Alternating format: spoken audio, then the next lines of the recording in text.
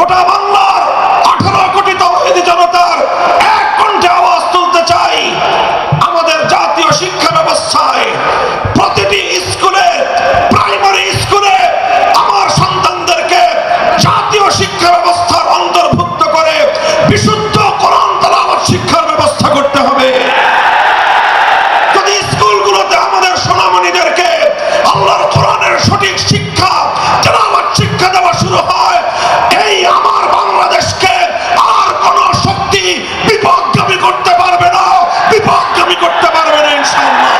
এদেশের মুসলমানদের ট্যাক্সের পয়সা দিয়ে রাষ্ট্রীয় অর্থে আমাদের সন্তানদের শিক্ষা ব্যবস্থা পরিচালিত হয়।